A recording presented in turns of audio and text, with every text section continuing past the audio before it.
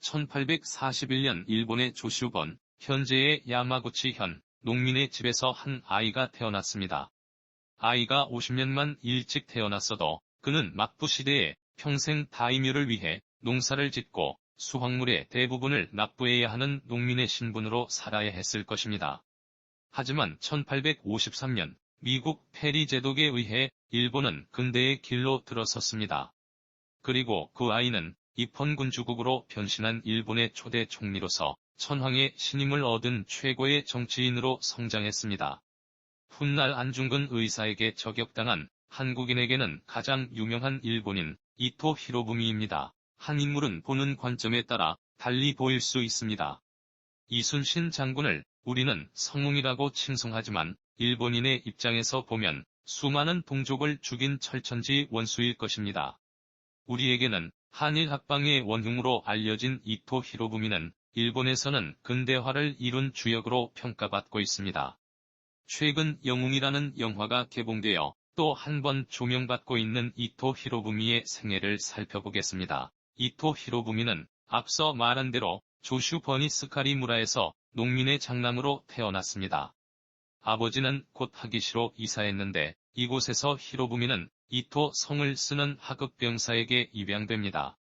이때부터 공부를 할 수 있게 되었습니다. 16세에 해안경비 임무에 투입되었던 히로부미는 상관의 추천으로 존왕 양이론으로 유명한 사상가인 요시다 쇼인에게 공부하면서 조슈 버니 고위 인사와 친교를 맺는 기회를 갖게 됩니다. 존왕 양이론에 앞장섰던 이토 히로부미는 1862년 영국 공사관을 습격하기도 했으며 존왕 양이론을 주장했다 하여 무사로 신분이 승격되었습니다.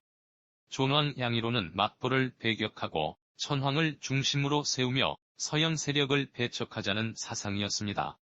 하지만 일본의 대화 세력은 양이, 즉 서양 세력을 배척하자는 주장은 시대에 뒤처지는 것이며 부국 강병이 시급한 과제라는 것을 인식하고 양이를 버리게 됩니다. 1863년 이토 히로부미는 조슈 버니 지원 아래 영국 유학에 올라 서양 문물을 익히고 영어 습득에 힘씁니다.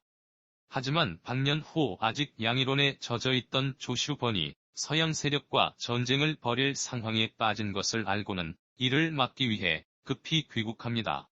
시모노세키 전쟁으로 알려진 이 전쟁을 막진 못했지만 전쟁 강화 논의에서는 다카스키의 통역으로 참여했습니다. 이후 다카스키가 일으킨 막부 타도 운동에 참여하였고 이들 개화파는 결국 막부와 이에 협조하는 지방 세력을 토벌하는 승리를 거두고 모든 권력을 천황에게 양도하였으며 1868년 메이지 유신이 시작하게 됩니다. 메이지 유신 시기 이토 히로부미는 정계에 입문하여 효고현 지사, 공부성 장관 등 요직을 거친 후 이와쿠라 사절단에 참여하여 1871년부터 1873년까지 서양 문물을 시찰합니다.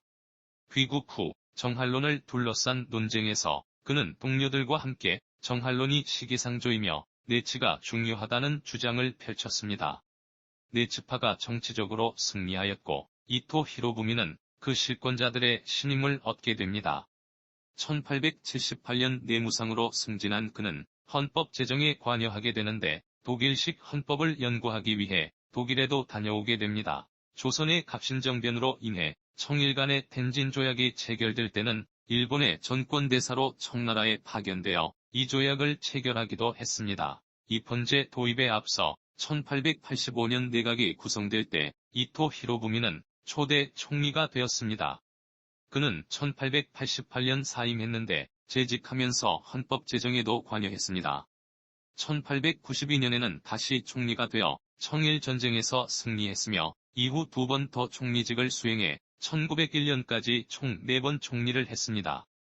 그가 2번째 총리로 있을 때는 민비가 살해되는 을미사변이 일어났습니다. 안중근 의사는 이토 히로부미를 저격한 이유로 이것을 거론하기도 하였습니다. 이렇게 일본 내에서 정치적 위상이 높았던 그는 1905년 불사조약 이후에는 자진하여 조선의 초대 통감이 됩니다. 1907년 헤이그 밀사 사건이 일어나자 이 사건을 모의한 고종을 퇴위시키고 순종으로 양위하게 합니다. 1909년 6월에는 통감에서 사임하고 일본 추미론 의장이 되었습니다.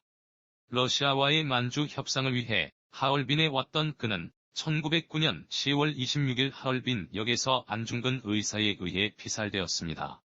그의 시신은 일본으로 옮겨졌고 장례는 국장으로 치러졌습니다. 시신이 도착한 요코스카항과 신바역은 추모객들이 몰렸다고 합니다. 그는 일본 근대화에 기여한 공로를 인정받아 1963년부터 1984년까지 일본 천엔권에 그의 초상화가 실렸습니다. 이토 히로부미와 한국과의 관계를 살펴보겠습니다. 일본의 정할론이 등장한 것은 이토 히로부미의 스승인 요시다 쇼인에 의해서였습니다. 정할론의 주요 글자는 일본의 부국강병을 위하여 조선을 정벌하여야 하며 서양 강국이 들어오기 전 일본이 선점하여야 한다는 것이었습니다. 시작은 1870년입니다.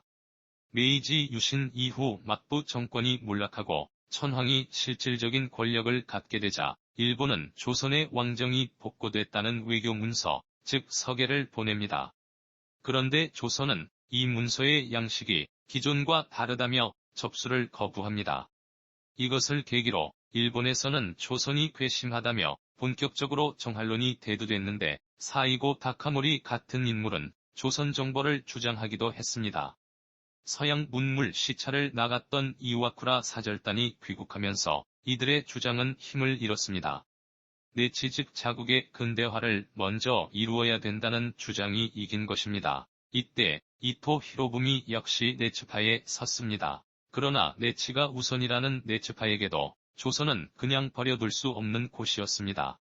1884년 일본이 지원한 갑신정변이 실패하자 일본은 본격적으로 조선 침략에 나섭니다. 바로 청일전쟁을 벌여 조선에서 청나라를 몰아냈고 이후 러시아와는 오랜 신경전을 벌였습니다. 만주와 한반도를 두고 한반도, 만주 교환이나 한반도 39도선 분할 등의 여러 제안이 오갔지만 일본과 러시아는 합의에 이르지 못했습니다. 결국 일본은 1902년 영일동맹을 맺습니다. 그레이트 게임, 즉 러시아의 남하를 막고자 하는 영국과 이해관계가 일치했던 것입니다. 1904년 시베리아 횡단 철도가 완성되기 직전 급히 러일 전쟁을 일으킨 일본은 전쟁에 승리하면서 한반도에 대한 배타적인 권리를 확보하게 됩니다. 이토 히로부미가 조선의 정벌 또는 병합에 반대했던 것은 사실입니다. 그러나 그 이유는 조선이 자주국으로 일어나기를 바래서가 아닙니다. 당장 병합을 하게 되면 병합 과정에 소요될 예산을 우려한 것이었으며 강대국들과의 외교적인 갈등을 일으킬까 두려워서였던 것입니다. 청일전쟁, 러일전쟁으로 방해 요소가 없어지자 그는 초대 통감이 되어 조선의 병합 작업을 해나갔습니다. 강경한 군부에 비해 속도를 조절했을 뿐입니다.